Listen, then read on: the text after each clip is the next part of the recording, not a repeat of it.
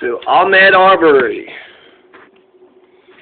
Ahmaud Arbery was lynched in Georgia by 2 white supremacists. Big shocker there, huh? Just outright hunted him like a peaceful white-tailed deer. Big shocker. A black man lynched in the Deep South. Oddly enough, did you know that 90% of all the black people in America live in the Deep South? So anyways, the McMichaels, they look racist as fuck. Look at their faces. Look at their countenance. They look racist as fuck with their matted down, oiled down ponytail, 30-year-old. You got Travis, he's in his 30s. You got Gregory, he's in his 60s. And then you got Roddy, he's in his 50s. So you got 30, 50, 60-something-year-old men. All old men who killed a 25-year-old Ahmaud Arbery.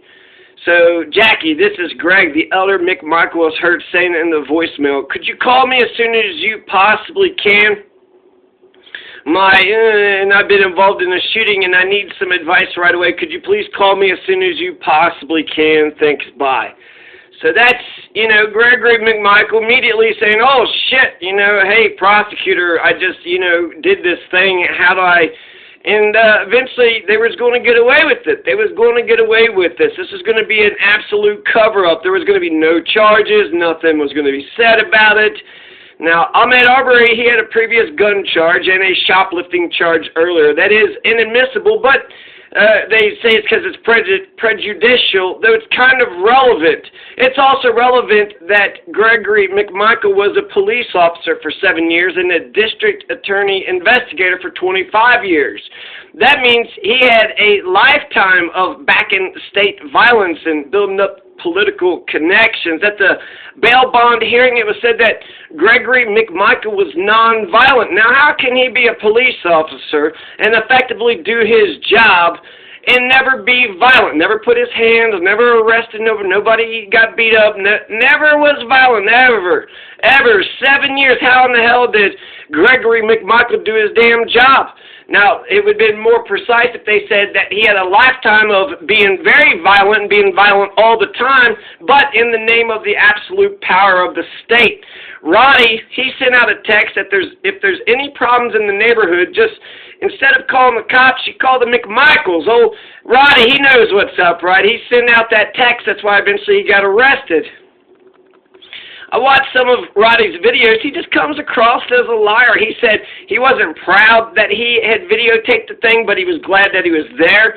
You should, if you were just a witness, then you should be pretty proud. That's, that was a good get, Roddy. That was a fantastic get. But his lawyer had said that Roddy took a lie detector test and said that he was just a witness and he wasn't part of the actual KKK lynching. But Roddy had sandwiched Ahmaud Arbery. In the video the world has seen, Roddy forces Ahmaud Arbery towards the truck of the McMichaels. Ahmaud Arbery, he didn't know that Roddy was unarmed. So if you take it from his perspective, so that might be prejudicial, right? Oh, okay, Gregory, he's had a lifetime of violence, right? Lifetime, just violent nonstop. But that's kind of relevant too. So it turns out it's not a big shocker that it turns, out that the McMichaels are just racist pieces of shit. They are not principled, citizens just standing up for righteousness. They are not just enforcing the law. No. These vigilantes aren't principled against criminals. In fact, dozens of people have gone into that partially constructed house without being viciously murdered. No. Ahmaud Arbery did run out of the house the last time real fast. He was booking it. And that's why I think maybe he was fucking with them, right? You got a bunch of white supremacists staring at you like, mean mugging assholes as you jog by. Yeah, fuck with those people, right? But if you have, look at O.J. Simpson, Mark Fuhrman's racism nullified O.J.'s heinous crime. There's no reason to flag a KK, Ku Klux Klan, Nazi, racist piece of shit down to help you with anything, let alone a crime. If you're going to consort with known criminals, that's a pig happy in its own slop. If you're going to live amongst the pigs, you have to lay in their slop too, just as well, right? So, okay, let's see. Travis McMichael. Travis McMichael's a racist. He's a white supremacist. And he was probably bred that way from birth by his father. Greg, they look fucking racist. They look white trashy as shit. So the prosecutors on Thursday presented racial text between the younger McMichael, Travis McMichael, and his friend Langford. And they pressed Langford about it. So they say that Travis McMichael had called, I guess, Chinese folks slant-eyed fucks, and then talked about shooting a crackhead coon with gold teeth. Shooting a crackhead coon with gold teeth and a high point 45. So Evans asked Langford about a comment McMichael made in an October 2019 Facebook post that said, "Ha ha ha, sayonara, you slant-eyed fucks." So what happened? They got beat up, they got killed, ha ha ha, sayonara, you slant. Is he talking about Nagasaki and Hiroshima? Is he laughing about?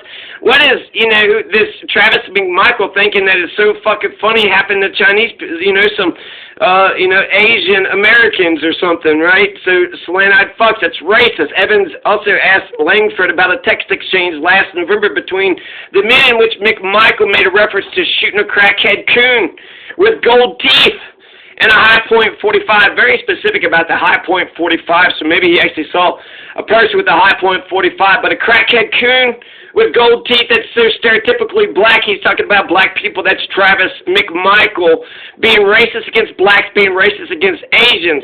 And that's the tip of the iceberg. You know that the McMichaels are racist as fuck, and now they don't have their young Fuhrer providing cover for them anymore. So Travis McMichael is a white supremacist, a person who believes that the white race is supreme, is dominant, is better than other races. Now, the main reason, the biggest reason that I believe this is because the investigator at the trial, CBI or whatever, Georgia, their FBI for Georgia, had testified that Travis McMichael, after he had murdered Ahmaud Arbery, was looking down at Ahmaud Arbery's body and said, "Effin' N-word." F-U-C-K-I-N-G-N-I-G-G-E-R. Effin' N-word. That was his culminating phrase. That was the end. That was the orgasmic moment for Travis McMichael. After he shot him, he didn't say, down with you, you burglar. He didn't say effing criminal. He didn't say effing thief. He didn't say effing terrorist to the community. He didn't say, effing bad guy. He didn't say effing dog killer he said effing N-word. Effing N-word. N-word, which is a, pejorative against black folks. F that N-word. And to me, that's revealing as fuck. We shouldn't, people are going to say, did they have a right, didn't they have a right, and they're going to try to put the racism off to the side, but I don't think you should put the racism off to the side because Travis McMichael was not principled against crime. Travis McMichael was only principled against black people. Now, my black studies knowledge, what's the reason, why would a white supremacist attack a black person? Just take a look at history. You had a lot of lynching of black folks, and a lot of them were innocent. And why did racist white folks lynch black folks? It didn't take much. It didn't take much of any reason, if there was any reason given at all. They were black. That was the reason. So any reason, if they could come up with one, was just, I guess icing on the cake, right? Finally, they came up with a reason. Oh, man, we don't like this guy, so we got to, find something. And the charges of black men who were lynched in the South are ridiculous. There was one about them being a Republican. If a black man was Republican or they were prominent, if they were politically active, if they voted, if they held themselves in a certain way, just by being a Republican, black men would get lynched in the Deep South. Wyatt Outlaw, he was killed for being a prominent black man in North Carolina in 1870.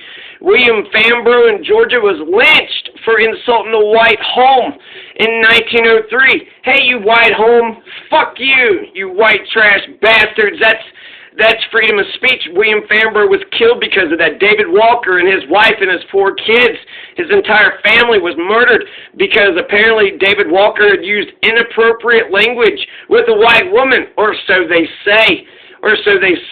Looking at a white woman, whistling at a white woman. There's one contemplating an attack.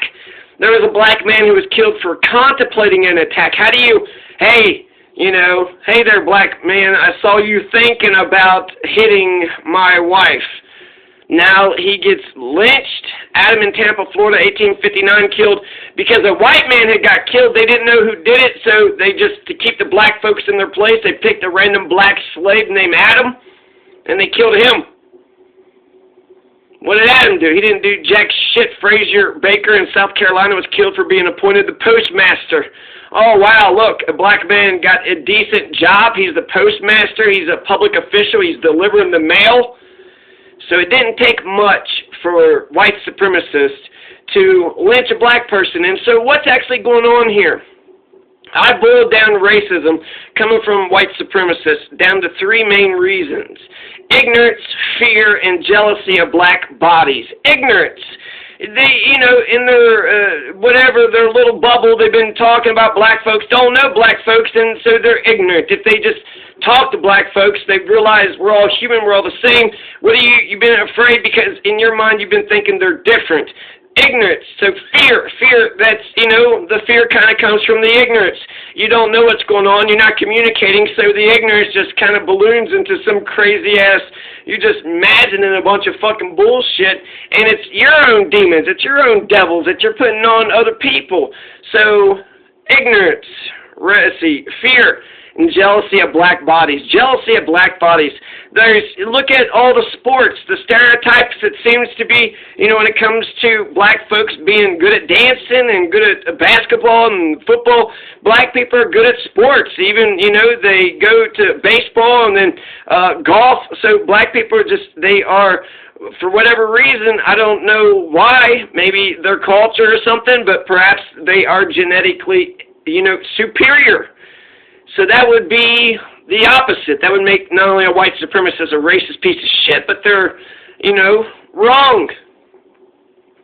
So white people are perhaps most likely the mutated albinos of black folks, since we all came out of Africa. And racism, before, if you were black, you were a slave. In America, the racialization of slavery, that's where racism came from, was slavery in America. If you were black, you're a slave. If you were white, you were not. Now, Ahmaud Arbery was a beautiful, you know, young black man, 25-year-old, and he, you know, racists hated him for that. The white supremacists absolutely hated him for that. They hated him. He was jogging by. This nice, you know, strapping, beautiful young black man is just jogging by on those streets. They couldn't, look at the McMichaels. You know Gregory and Travis couldn't jog the same jog that Ahmaud Arbery could jog. You know they couldn't run after him. They couldn't chase him. It took them 4 minutes to chase him down with trucks, and they had 3 men, 2 trucks, and it was just him. So what's really going on is they are jealous of black bodies. They are jealous of black bodies. Black women have, you know, black people are beautiful. They're beautiful. So don't give me, but I think that their bodies are better or sculpted or more physically astute. Maybe it's their culture. Black women got booties, right? So yeah. And a lot of racism comes out of defending white womanhood. Oh, we got to defend white womanhood. Our precious white women are going to be violated by these awful black men. And so it comes out of their defense of, you know, the purity of white womanhood. Are white women pure? Are white women pure? Because anytime that they were sleeping with a black man, they accused him of rape and then watched him get lynched. So that indicates to me that they were not as pure as the white man had supposed. So racism, it's just dumb, it's stupid. You're looking at someone who looks differently. You said they look differently. There's lots of variations, and then there's brown people, and then there's Asians, and where do they fit in the whole, you know, black and white spectrum? Some brown folks could be more racist, and the, you know, white supremacists don't like black, or, you know, brown folks. Just so it's the same. It's incredible. This is just so dumb and crazy, and it's 2020. It's 2020. So the McMichaels, they're not going to be arrested until 74 days after they had killed Ahmaud Arbery. After the video that they put out went viral, that took a grand jury to start the proceedings for an arrest to be made. So they went through a lot of rigmarole for, 74 days. That's, over 2 months before they arrested in, broad daylight, 1 p.m. in the afternoon, shot and murdered a guy, and then 5 hours later called his mother. So he's lying out on the pavement for, 5 hours. Or I don't know if they picked him up or whatever, but it took them 5 hours to even, notify next of kin. So who knows what, you would have thought that, I don't know, if they were truly organized in their corruption, they could have planned it, but no stolen goods, no nothing. They, in fact, had no ID. They didn't even know who it was to begin with. So we know that the Glenn County Police Department and the Brunswick District Attorney's Office are complete dog shit. The FBI has opened up an investigation. The Ahmaud Arbery estate is up against the entire system. They got their trial, but Gregory McMichael was the entire system his entire life. So they're up against the entire system, and Gregory McMichael was the entire system. So the Ahmaud Arbery estate's got their work cut out for them. A black man was lynched in the Deep South. I mean, this shit should have stopped in 1776. Was that real revolution? Seemed like racism hadn't, we should have stamped racism out along with the revolution too. And the revolution got rid of the British, but we should have also stamped racism out in 2020. Racism? I mean, I thought sexuals got their rights, and then marijuana was the final frontier, but we're still talking about 1950s shit. Anyways, Travis McMichael is a racist. He's a racist piece of shit. Why did he, jump in the truck with his father with a bunch of guns and chase down Ahmaud Arbery? Because he was a burglar, robbing houses, because he was a criminal, because he was a bad guy who needed to be dealt with, or because he was black? I think it's because he was black.